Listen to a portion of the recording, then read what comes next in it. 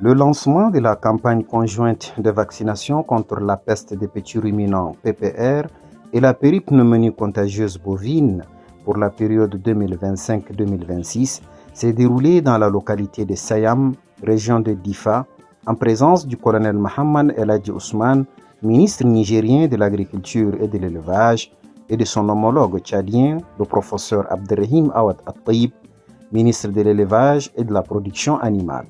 Cette rencontre symbolise à la fois la proximité géographique, les liens historiques et la profondeur de la coopération fraternelle entre les deux pays. Le Tchad et le Niger, deux nations à forte vocation pastorale, disposent ensemble d'un cheptel estimé à plus de 200 millions de têtes, toutes espèces confondues. Ce patrimoine constitue un pilier essentiel de leur économie respective, mais demeure vulnérable face à de nombreuses contraintes sanitaires. L'accord bilatéral sur lequel nos deux régions se sont engagées, les rencontres d'échange entre les acteurs sont le fruit d'un élan de synergie pour la maîtrise des maladies animales transfrontalières entre nos deux pays. Pour la mise en œuvre de la présente campagne de vaccination, je tiens à vous rassurer que la région de Difa prendra toutes les dispositions qui s'imposent pour le respect des engagements. Ce faisant, au même titre que les messages de l'année 2023 à Liwa, la vaccination et le marquage des petits ruminants sont obligatoires dans notre espace transfrontalier et j'invite les chefs traditionnels ici présents et les responsables des associations d'éleveurs à une large sensibilisation à cet effet. Cette réalité impose une coopération étroite et continue pour la prévention et le contrôle des maladies animales. Pour notre part, nous continuerons à mener sans relâche la lutte contre les pathologies animales à l'échelle nationale et transfrontalière afin d'assurer la sécurité sanitaire de notre secteur.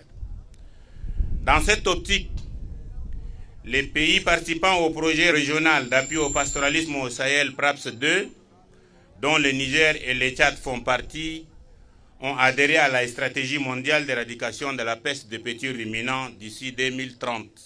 En éradiquant la PPR et en maîtrisant durablement la PPCB, nous contribuerons à améliorer la productivité animale, à stimuler le commerce régional du bétail et à renforcer la sécurité alimentaire dans l'ensemble du Sahel. Le choix de Sayam pour abriter cette cérémonie n'était pas fortuit.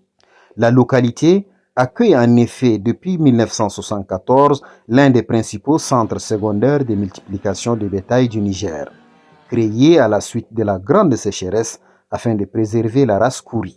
Au cœur des sujets toujours d'actualité et qui doivent inspirer nos futurs chantiers communs demeure la problématique du commerce du bétail, de la viande et des produits d'élevage, l'amélioration génétique de nos races locales et en particulier la préservation de la race Kouri, l'amélioration de la compétitivité des filières animales par la construction des unités de transformation modernes, abattoirs, industries laitières aux standards internationaux avec la participation active du secteur privé, le développement et la promotion des cultures fourragères.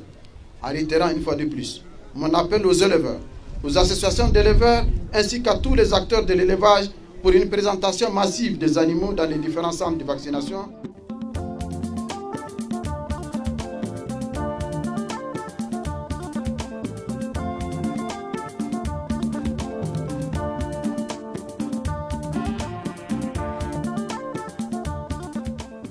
Pasteur tchadien en transhumance dit « Je suis venu faire vacciner mon bétail ».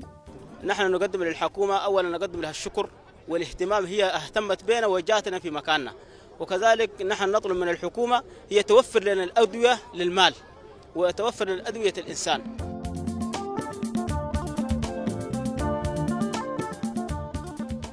Enfin, les responsables ont exprimé leur profonde gratitude envers les partenaires techniques et financiers, en particulier le groupe de la Banque mondiale, pour son appui à travers le projet régional d'appui au pastoralisme au Sahel, PRAPS 2.